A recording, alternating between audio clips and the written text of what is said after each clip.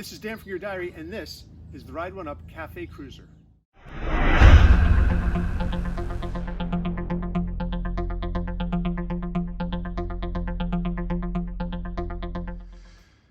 The Ride One Up Cafe Cruiser is a beautiful bike. It has a different look to it. It's super comfortable. I love the look. I love the ride that it puts out.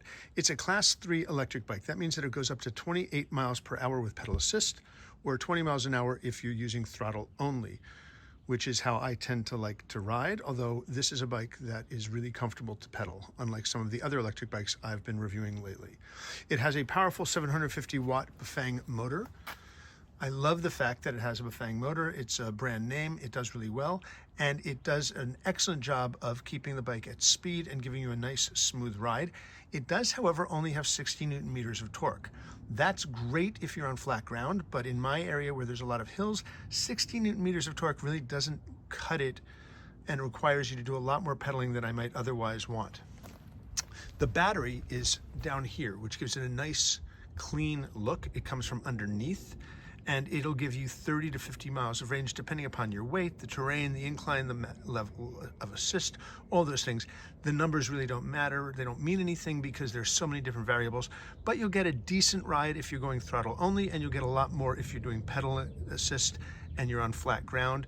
You'll get even more if you're light doing pedal assist and on flat ground. You get the idea. The frame is a lightweight aluminum alloy, and it's got internal protections for the electronics so that they are nice and safe inside. The riding geometry, as you can see, is a little bit different than what we've seen on most bikes. It's a cafe cruiser, and so as you'll see when I'm riding it, the positioning is really comfortable, really casual. It's not made for super fast, hard riding. It's not made for off-roading. Now, it has a 48 volt controller. The battery is a 48 volt, 15 amp hour battery with Samsung cells, which we like. We know that there have been a lot of issues with some electric bike batteries.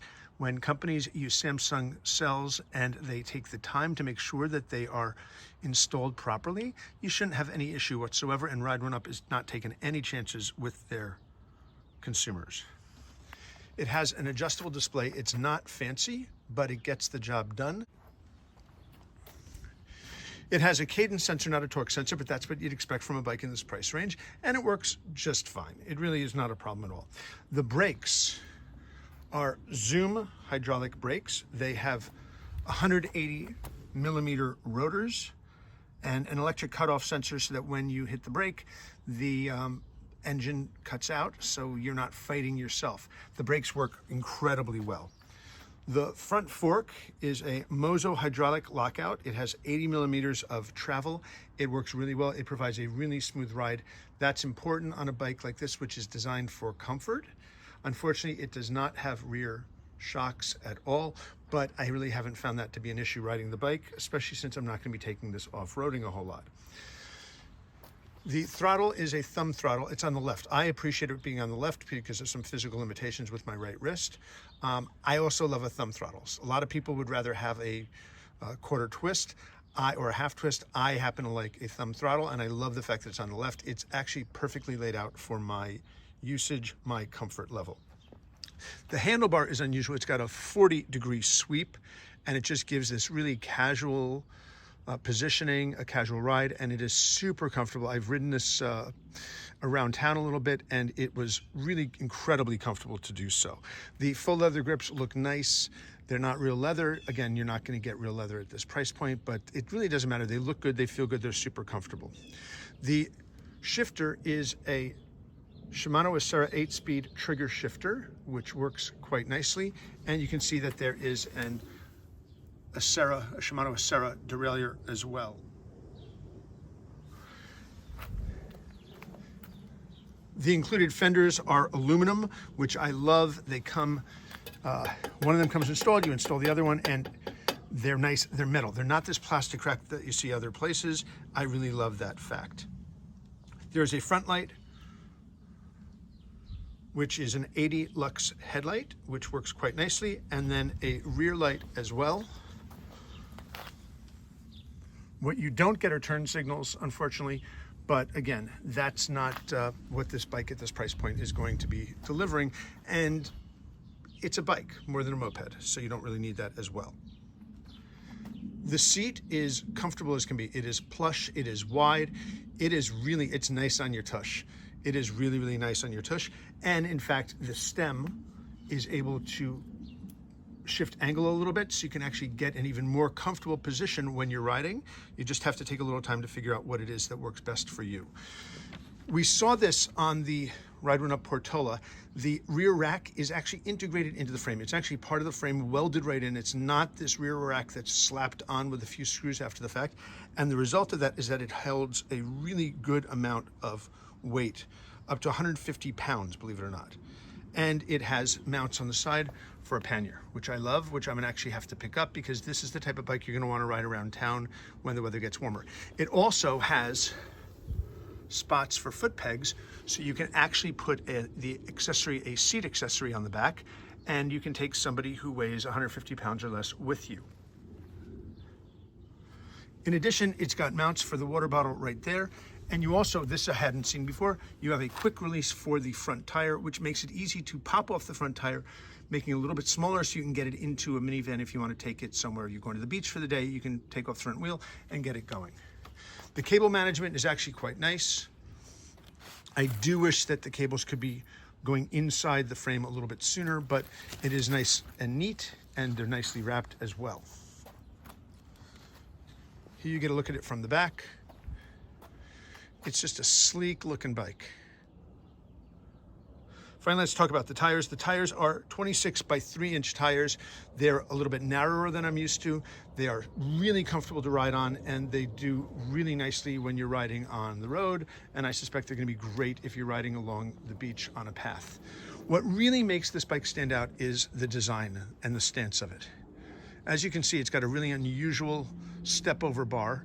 You can also get this in a step through. The step over and the step through both have an MSRP of $1,595, but the step over this one is currently, at the time that I'm filming this, on sale for $1,195. That makes this an incredible bargain, but I do not know how long that sale is going to last. All in all, I love the look of this bike. I love the ride that it provides. It is smooth, it is comfortable for long rides. It is a really good bike for just casually cruising around, which is why it's called a Cafe Cruiser. I do wish that it had suspension in the back. That's a little bit of a bummer, but you know, you can't have everything at this price point. $1,195 right now is an incredible price for this bike. So what are the features on this bike that I love? Well, I love the fact that it uses a Shimano Acera derailleur. It's a little bit better. It's not top of the line, far from it, but it's a little bit better than I've seen on some of the other bikes.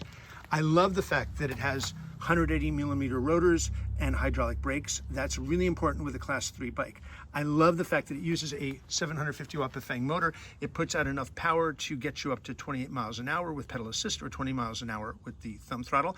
I do, however, wish that it had more torque. 60 millimeters of torque is a little bit on the low side, and I do wish it had a little bit more torque than it does. The rear rack being welded in and part of the frame not only looks neat and clean, but it also allows you to hold up to 150 pounds. So you can get pannier bags, or you can get the optional seat and foot pegs, and you can take a smaller person, 150 pounds or less, with you and take a nice cruise around. I love the fact that the Zoom brakes are just really comfortable, and that there's trigger shifters right here, nice and easy to use. And I do love the fact that there is a thumb throttle on the left with the minimalist, very basic, but perfectly functional controller right there. I love that it has aluminum fenders and ships both with a front light and a rear light. And I do love the new Ride One Up logo. It's really pretty. The cable management is excellent. The battery being underneath gives it a nice clean look. The ability to charge it from here is fantastic. The attachments for a water bottle or some other gear right there is a really nice addition as well. The seat is wide, it's comfortable, it's plush, and you can also angle it. And the front wheel has a quick release so that you can pull it off if you're taking this with you and you want to throw it into your minivan or your SUV. All in all, this is a beautiful, comfortable bike. It is affordable, and yet it doesn't look or feel or ride like a discount bike, because it's not. It's an affordable quality bike from Ride One Up. This is the Ride One Up Cafe Cruiser. It is $1,595, but currently at the time of this video, the step over is on sale for $1,195. That makes it a steal. It's another phenomenal bike from Ride One Up. This is Dan from Gear Diary. Thanks very much for watching.